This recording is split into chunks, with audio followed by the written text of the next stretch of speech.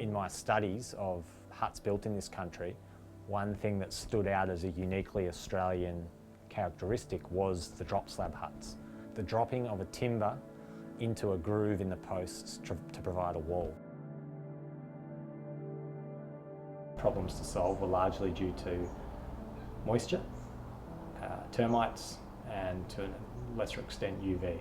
So the granite saddle stones that we used to sit the structure on were a solution to those issues, and again available locally. So they offered a really, I guess, a simple but effective solution to giving this structure some longevity and durability. The post and beam structure was sourced or made out of sugar gum timbers that were sourced from a shelter belt in Carisbrook on the Williamson's farm at Lockymba. A really good stand of sugar gums that grew straight and clear and gave us a good resource to select the timbers we needed.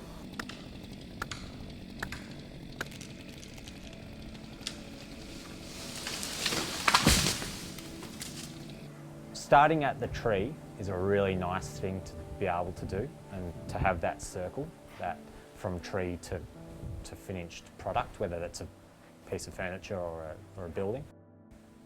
I can see the journey. I can see the tree, I can see cutting the tree, I can see sawmilling the tree and putting it together and standing something up. People might look at this and place it in time in terms of an era, like a last century or the century before, but the timeless things are the species that are around us. The timbers here are from trees that grow and should be grown around us, and also the human instinct of making things with our hands, with hand tools. That won't change. So whilst we're in an ever-changing world, those things I mentioned will always exist.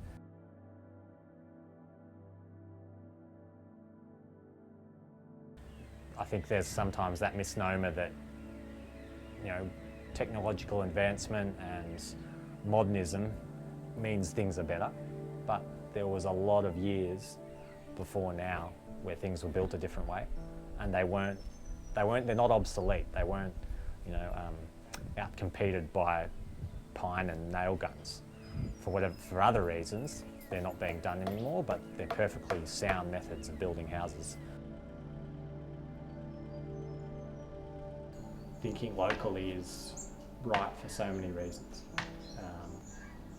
What do we have in our patch and how can we use it to build things, rather than being beholden to industry or relying on imported products or highly energy intensive products. If you understand a material intimately and understand the tools and the techniques and where that material comes from, coupled together, there's endless possibilities, endless inspiration and motivation to build beautiful things.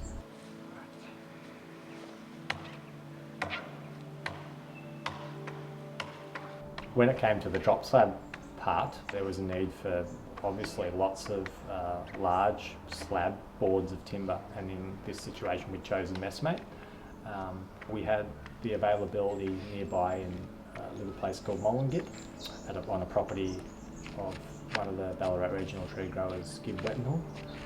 That provided a good resource to chainsaw mill some slabs from. Splitting them was going to be a big exercise. Chainsaw milling was a practical solution, a modern solution to cutting a lot of slab timber reasonably quickly. So using an Alaskan chainsaw mill, we cut 2 large messmates and through and through milled them into slabs, and then I brought the slabs here to the workshop where I cut them straight and put a bevel on every edge to allow the moisture to slope outwards a bit like a windowsill.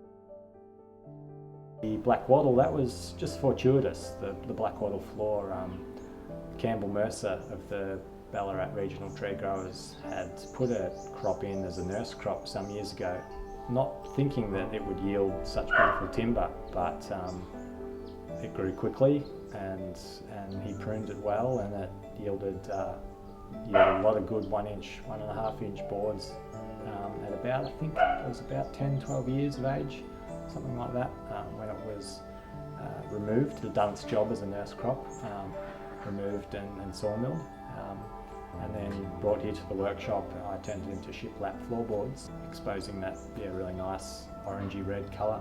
The final sort of solution to the build was filling in walls, filling in cavities. We've got this sugar gum structure that holds itself up and holds a roof, but how do we fill in walls? And in the gable ends of this building we had some sections to fill, some voids to fill, and it occurred to me that wattle and daub might be a good solution. Wattle and daub being a European method that was adapted in this country, but actually going back further than that, the Indigenous Australians used methods of what I'd like to call just stick and mud. Literally that sticks and mud from whatever your local surroundings.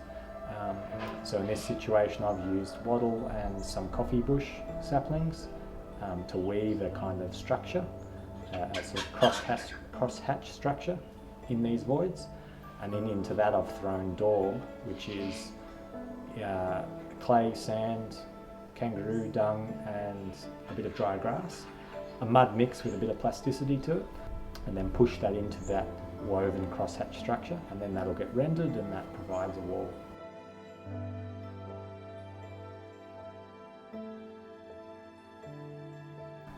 For me, this opportunity and experience to build this hut has been a wonderful opportunity, not only as a maker, realise a design and realise a project, a piece of work, but also to learn a great deal throughout that process about my patch, about my local environment, the network, the human network within that, planting trees, using timber from those trees, planting biodiversity, explore some ideas and try some techniques.